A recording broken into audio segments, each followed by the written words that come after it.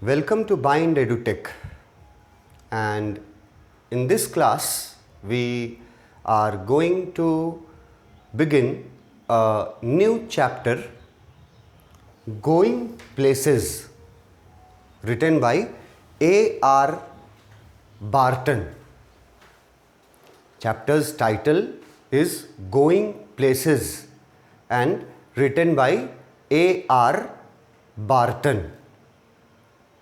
A.R. Barton जो writer हैं, जो ऑथर हैं, वो मॉडर्न इंग्लिश राइटर के रूप के कैटेगरी में आते हैं। ये मॉडर्न इंग्लिश राइटिंग के कैटेगरी में, राइटर के कैटेगरी में आते हैं और उनके बारे में तो हम लोग यहाँ अबाउट द ऑथर में देखेंगे ही, A.R. बार्टन के बारे में जानेंगे। ये जो चैप्टर है इसमें एक स्टोरी दिया हुआ है, तो मैं चाहता हूँ कि एक बार मैं आपको A.R. बार्टन, हमारे जो राइटर हैं, उनका पिक एक मैं आपको दिखाऊं। ये है हमारे राइटर A.R. बार्टन। ये हैं हमारे राइटर A.R. बार्टन। और जो स्टोरी हम लोग पढ़ने वाले हैं, वो स्टोरी का जो कवर पेज है वो है ये इस तरह का बना हुआ। देखो, इस तरह का बना हुआ है कवर पेज उसका, going places written by A.R. Barton. ये स्टोरी का कवर पेज है और बार्टन, A.R. बार्टन का फ़ोटो पिक जो है वो मैंने आपको बताया, दिखाया। वापस से हम लोग आते हैं स्टोरी में, अपने चैप्टर में। Going places written by A.R. Barton. A.R. Barton के बारे में पहले जानते हैं अबाउट द ऑथर में। A.R. बार्टन का पहले तो पूरा नाम यहाँ दिया हुआ है, एंथनी रिचर्ड हेनरी बार्टन।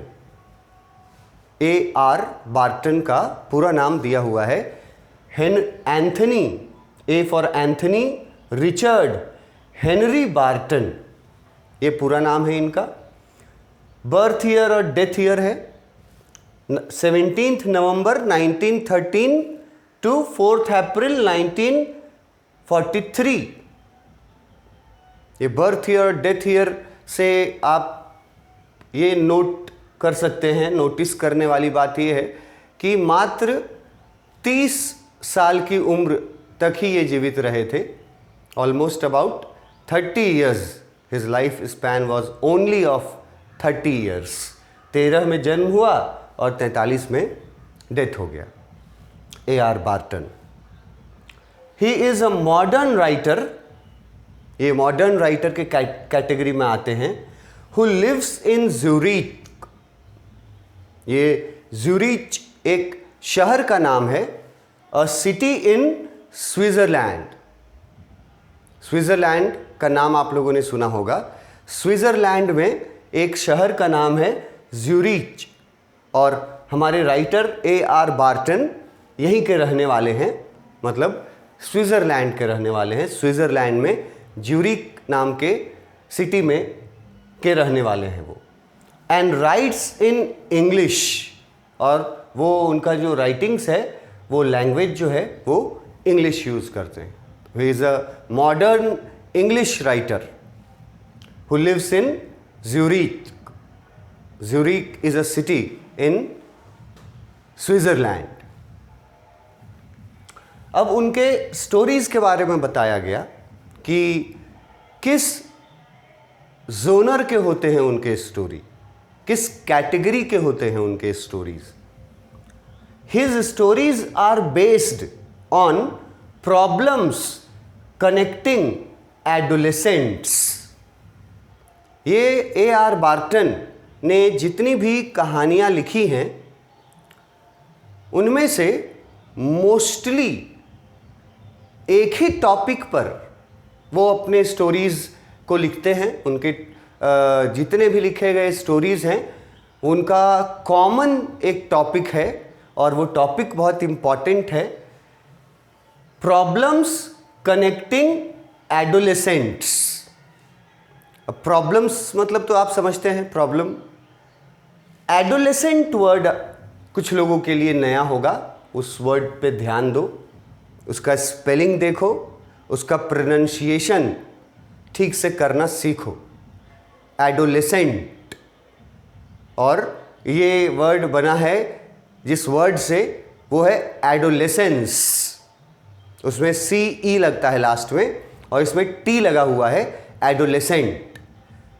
अब एडोलेसेंट वर्ड अगर आपको नहीं समझ में आता है या नया है आपके लिए, तो उसका मीनिंग हम कॉमन लैंग्वेज इंग्लिश वर्ड में लिख दिए हैं, टीनेजर्स।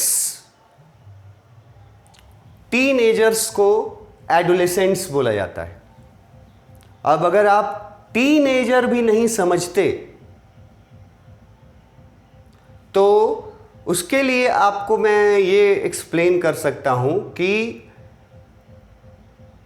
14 वर्ष की उम्र से लेकर के और 19-20 वर्ष की उम्र तक, 14 इयर्स का जो उम्र है वहाँ से लेकर के 19-20 साल के तक का उम्र जो है, इस ड्यूरेशन को टीन एज बोला जाता है। मतलब अगर कोई 15 साल का है तो उसको टीन एजर बोला जाएगा, कोई 17 साल का है उसको भी टीन एजर बोला जाएगा। एक ईयर्स डिफाइन है फ्रॉम 14 to 19 और 20 अप टू 20, ये टीन एज कहलाता है।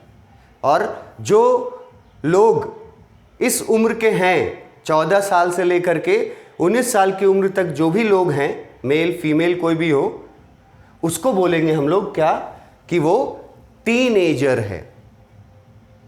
और हमारे एजुकेशन सिस्टम के अनुसार जो हमारा क्लास 10th होता है, जो मैट्रिकुलेशन भी बोला जाता है या हायर सेकेंडरी एग्जामिनेशन बोला जाता है, क्लास 10th से लेकर के क्लास 11th, क्लास 12th, ये जो उम्र है हमारे एजुकेशन सिस्टम में, class 10th, class 11th, class 12th, ये जो बच्चे हैं, इन क्लासेस के जो बच्चे हैं, वो बच्चे भी इसी कैटेगरी में आते हैं, टीनेजर्स कहलाएंगे। वो अपने टीन एज में हैं। और इसके लिए जो अच्छा एक और वर्ड आपको उधर दिया गया है, वो अगर आप सीख पाएँ, स्पेलिंग सही तरीका एडोलेसेंट वर्ड सीख पाएँ तो बेहतर होगा, नहीं तो काम चलाने के लिए आप ये वर्ड यूज़ कर सकते हैं, टीनेजर। तो हम लोग बात कर रहे थे कि AR बार्टन के स्टोरीज जितने भी हैं वो सारे ऑलमोस्ट एक ही टॉपिक पर बेस्ड हैं, और वो टॉपिक है प्रॉब्लम्स रिलेटेड टू टीनेजर्स, कि टीन एज में किस किस तरह की परेशानियों से गुजरना पड़ता है किसी टीनेजर को।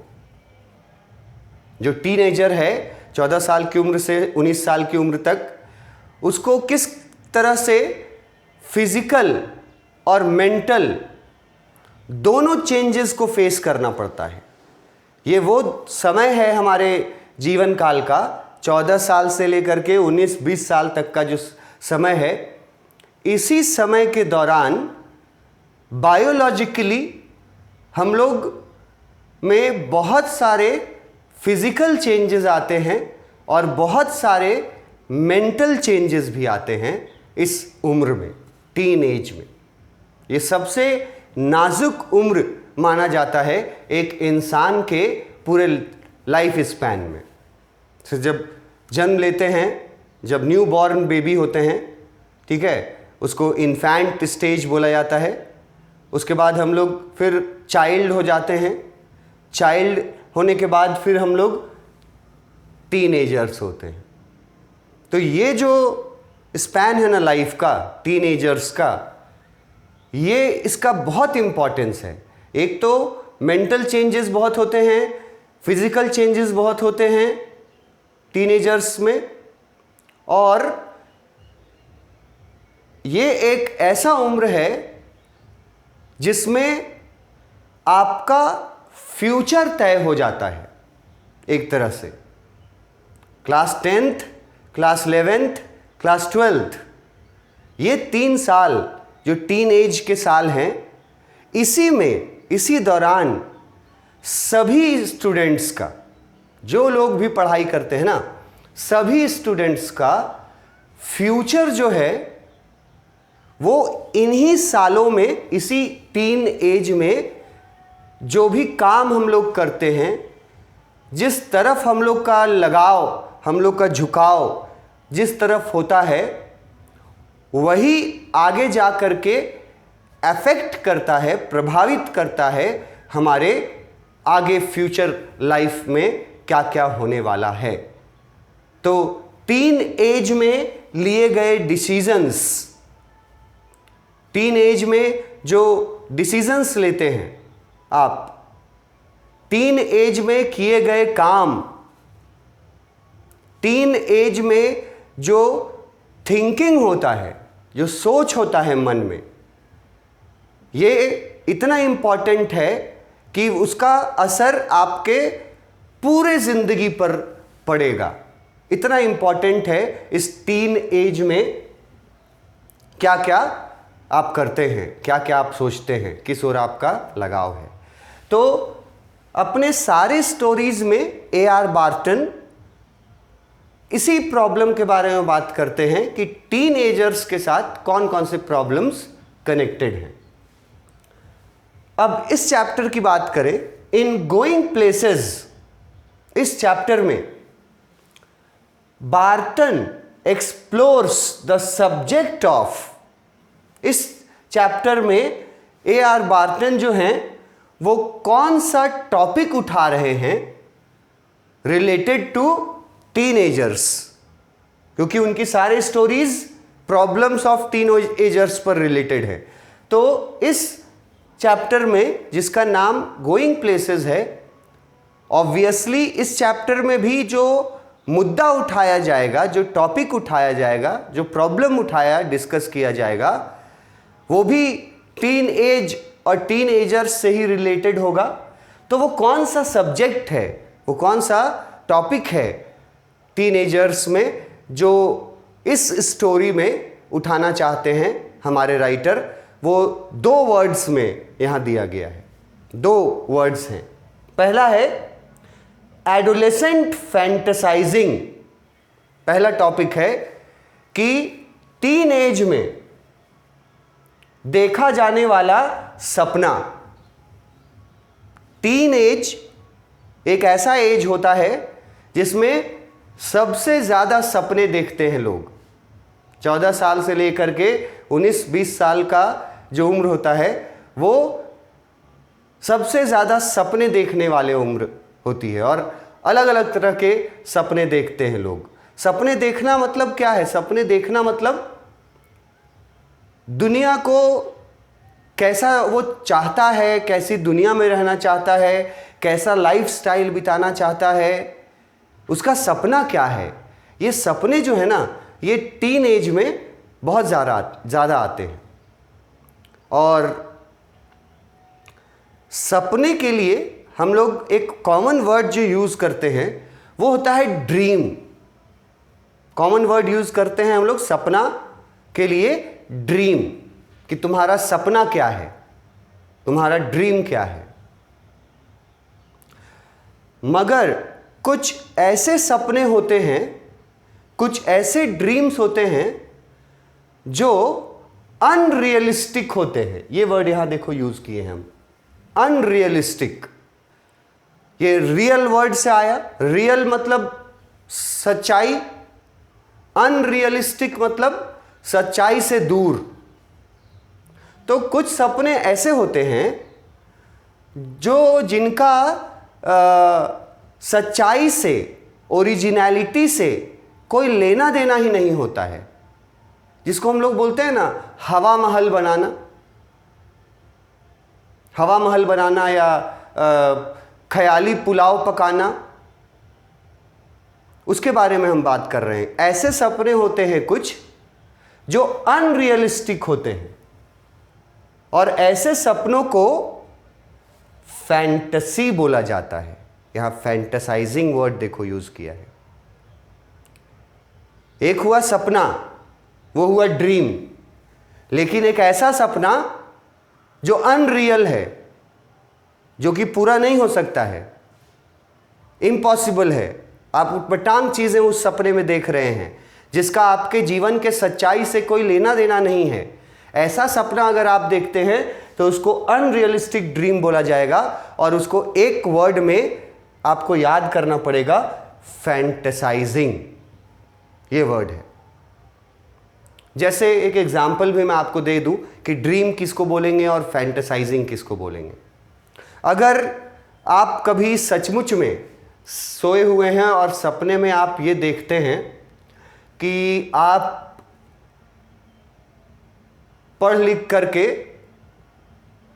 कोई बड़े अफसर बन गए हैं, किसी बड़े पद पर आप चले गए हैं, पढ़ाई लिखाई करके सक्सेसफुल हो चुके हैं, आपके पास बिल्कुल हर तरह का दुनिया का सुख सुविधा मौजूद है, बड़ा सा आपका अपना महल है, बंगलो है, विला है, बहुत सारी गाड़ियां हैं, ब्रांडेड इंपोर्टेड गाड़ियां लगी हुई हैं, और आप एक सक्सेसफुल जीवन बिता रहे हैं। अगर आप ऐसा कोई सपना देखते हैं, कोई अगर टीनेजर कोई ऐसा सपना देखता है, तो इस सपने को हम अनरियलिस्टिक नहीं बोलेंगे, क्योंकि ये हो सकता है, दिस इज पॉसिबल। तुम पढ़ोगे लिखोगे तो हो सकता है कि तुम सक्सेसफुल हो जाओ, बड़े पद पर चले जाओ, और जो सपने में तुम देख रहे हो कि तुम्हारे पास बहुत बड़ा घर है, तुम्हारे पास बहुत बड़ी गाड़ियां हैं, या तुम बिजनेसमैन बन जाओ और सक्सेसफुल हो जाओ, बहुत सारी गाड़ियां हो तुम्हारे पास, अनलिमिटेड पैसा हो तुम्हारे पास, इस तरह का अगर कुछ आप सपना देखते हैं नींद में, तो उसको हम सपना ही बोलेंगे, क्योंकि ये जो आप देख रहे हैं ना, this is very much possible, ये पॉसिबल है, ये अचीव किया जा सकता है। मगर अगर आप सोए हुए हैं और सपने में ये देखते हैं कि अगले दिन आप अपने स्कूल हेलीकॉप्टर से जा रहे हैं, मतलब कि आपके घर के ऊपर एक हेलीकॉप्टर है, आपका अपना प्राइवेट लगा हुआ जेट हेलीकॉप्टर, ठीक है, उसका पायलट है एक, और आप अपने स्कूल जो है वो जाने के लिए तैयार हो रहे हैं, आपका इंतज़ार कर रहा है ऊपर हेलीकॉप्टर, आप हेलीकॉप्टर पे बैठते हैं, हेलीकॉप्टर पे आप बैठ करके और स्कूल जा रहे हैं। स्कूल जाते वक्त आप पूरे शहर का नज़ारा देखते जा रहे हैं हेलीकॉप्टर से, और फिर आप स्कूल के छत पे आपका हेलीकॉप्टर लैंड होता है, फिर वहाँ से आप अपने क्लासरूम में अपने प्राइवेट एक जो लिफ्ट होता है, एक प्राइवेट लिफ्ट से आप क्लासरूम में पहुँचते हैं। अगर आप कुछ ऐसा सपना देख रहे हैं सो करके, तो ऐसे सपने को मैं अनरियलिस्टिक ड्रीम बोलूँगा। क्यों? क्योंकि ये तो एकदम आप सच्चाई से बाहर चले गए ना, कल्पनाओं की दुनिया में आप चले गए। ये पॉसिबल थोड़ी है कि आपका अपना हेलीकॉप्टर आपके घर के ऊपर तैयार है और उससे आप स्कूल जा रहे हैं, स्कूल पे हेलीकॉप्टर से उतर रहे हैं। This is not possible, literally this is not possible, ठीक है। तो अगर ऐसा कोई सपना देख रहे हैं जिसका सच्चाई से दूर दूर तक कोई लेना देना ना हो, मतलब आप बस अपनी दुनिया में खोए हुए हैं, अपना एक अलग दुनिया बना लिए हैं, अनरियल दुनिया जो सच में नहीं हो सकता है, ऐसे सपने को सपना नहीं बोलेंगे, ऐसे सपने को फैंटेसाइजिंग बोलेंगे। तो हमारे इस चैप्टर में जो मुद्दे उठाए हैं हमारे राइटर ने A.R. बार्टन ने, पहला मुद्दा है कि टीन एज में देखा जाने वाला, किया जाने वाला फैंटेसाइजिंग। टीन एज में किया जाने वाला फैंटेसाइजिंग मतलब टीन एज में किस तरह से टीनेजर्स जो हैं वो हवा महल बनाते हैं और अपनी दुनिया, अलग दुनिया बना करके उसमें खोए रहते हैं, ऐसा। और दूसरा है टॉपिक हीरो वर्शिप। दूसरा सब्जेक्ट जो टीनेजर्स से ही रिलेटेड है वो है हीरो वर्शिप। अब हीरो वर्शिप किसको बोलते हैं? यहां देखो लिखा है excessive admiration for someone. Excessive मतलब बहुत ज़्यादा, ज़रूरत से ज़्यादा। एडमायरेशन मतलब लाइकनेस, चाहत, जिसको हिंदी में आप बोल सकते हैं लाइकनेस। एडमायरेशन मतलब प्रशंसा भी होता है,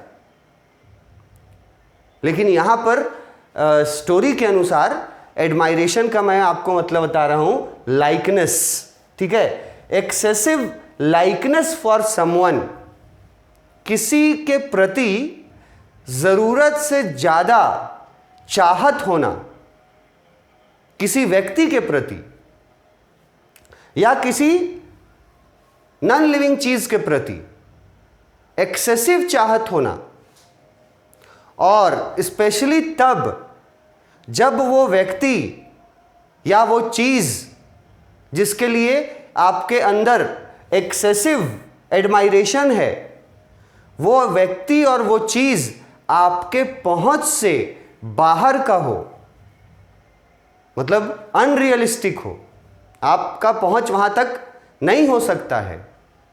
अगर ऐसे व्यक्ति के बारे में या ऐसे किसी चीज के बारे में आपके अंदर अगर एक्सेसिव एडमायरेशन है तो उसको हम लोग हीरो वर्शिप बोलते हैं।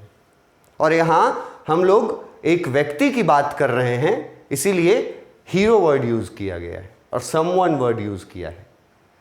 तो दो टॉपिक्स को हाईलाइट कर रहे हैं गोइंग प्लेसेस नाम के चैप्टर में A.R. बार्टन, दो टॉपिक को, और दोनों टॉपिक्स टीनेजर्स से रिलेटेड हैं, क्योंकि सारे स्टोरीज जो ये लिखते हैं based on the problems of teenagers. तो यहां भी दोनों टॉपिक टीनेजर्स से रिलेटेड हैं। पहला टॉपिक है कि टीनेज में इंसान, मतलब टीनेजर, चाहे मेल हो फीमेल हो, जेंडर मतलब नहीं रखता है, टीनेजर जो है वो फैंटेसाइजिंग करता है, मतलब अनरियलिस्टिक ड्रीम्स देखता है। एक प्रॉब्लम ये है। और दूसरा प्रॉब्लम है कि टीनेजर उसी उम्र में हीरो वर्शिपिंग भी करता है। यहां हीरो वर्शिपिंग को एक्सेसिव चाहत मैंने लिखा है। मतलब एक एग्जाम्पल अगर देना चाहूं तो मान लो कि कोई कॉमन सा एकदम पुअर मिडिल फैमिली का कोई बच्चा है ना, पुअर मिडिल फैमिली का कोई लड़का है कोई या कोई लड़की है, और उसको प्यार हो जाता है किसी सेलिब्रिटी से, मतलब उसकी चाहत किसी सेलिब्रिटी के प्रति एक्सेसिव चाहत होती है उसकी, किसी भी सेलिब्रिटी के प्रति। जैसे अगर फीमेल है तो हो सकता है कि नेचुरली मेल सेलिब्रिटी के प्रति चाहत होगा, कि अगर कोई लेडी है, कोई गर्ल है, तो किसी मेल जो सुपरस्टार्स होते हैं उसके प्रति एक्सेसिव चाहत हो। बहुत लोगों में होता है ऐसा, आप लोग सुनते भी होंगे कि जो फैंस होते हैं कभी कभी वो आउट ऑफ लिमिट भी चले जाते हैं। जैसे फिल्म के सेलिब्रिटीज़ होते हैं, हीरोज़ होते हैं, एक्टिंग के जो हीरोज़ हैं, तो उनकी बहुत सारी जो फीमेल फैंस होती हैं, वो सारी फीमेल फैंस जो हैं वो उनको हीरो वर्शिप करती हैं। अगर मेल में देखा जाए, इसको male perspective point of view से देखा जाए, तो जो मेन होते हैं या जो बॉयज़ होते हैं, उनको अगर कोई सेलिब्रिटी पर क्रश होता है, जिसको एक वर्ड क्रश भी बोला जाता है, ठीक है, उसको बहुत अच्छी लगती है वो सेलिब्रिटी, लेकिन वो सेलिब्रिटी उसके पहुंच से बाहर की है, लेकिन फिर भी वो उसके प्रति एक्सेसिव एडमायरेशन रखता है, उसके प्रति वो एक्सट्रीम चाहत रखता है। तो इस एक्सट्रीम चाहत को बोला गया है हीरो वर्शिप करना। और ये जो प्रॉब्लम है, ये प्रॉब्लम भी टीन एज में ही होता है। टीन एज में क्या होता है ना कि बहुत जल्दी हम लोग किसी से प्रभावित हो जाते हैं। टीनेजर्स बहुत जल्दी किसी को अपना हीरो मान लेते हैं कि यही है मेरे लाइफ का आइडल, मैं इसके जैसा ही बनना चाहता हूं। और ये डिसीजन वो बहुत क्विकली करते हैं। और उनका मज़ेदार बात यह है कि उनका जो आइडल है वो बदलते भी रहता है। कभी इसके तरह बनना चाहेंगे तो कुछ दिन बाद दूसरे को अपना आइडल बना लेंगे। तो वो क्या हुआ, उसी को हीरो वर्शिप बोलते हैं। मतलब बिना उसके गुण और दोष को जाने हुए आप उसके प्रति एक्सेसिव चाहत रखते हैं। इन दोनों प्रॉब्लम्स को, जो प्रॉब्लम्स टीन एज में होता है, इन दोनों प्रॉब्लम्स को उठाया गया है, डिस्क्राइब किया गया है इस चैप्टर में जो हम लोग पढ़ने वाले हैं, गोइंग प्लेसेस, जो लिखा है मिस्टर A.R. बार्टन ने। उनका पूरा नाम मैंने आपको यहाँ बता दिया है, और वो कहाँ के रहने वाले हैं ये भी बता दिया है, और वो किस तरह की स्टोरीज लिखते हैं ये भी बता दिया। और इस स्टोरी में वो किन दो प्रॉब्लम्स की बात कर रहे हैं, ये सबसे की पॉइंट था। पहला एडोलेसेंट फैंटेसाइजिंग एंड दूसरा हीरो वर्शिप। इसके आगे हम लोग नेक्स्ट क्लास में देखेंगे। Thank you.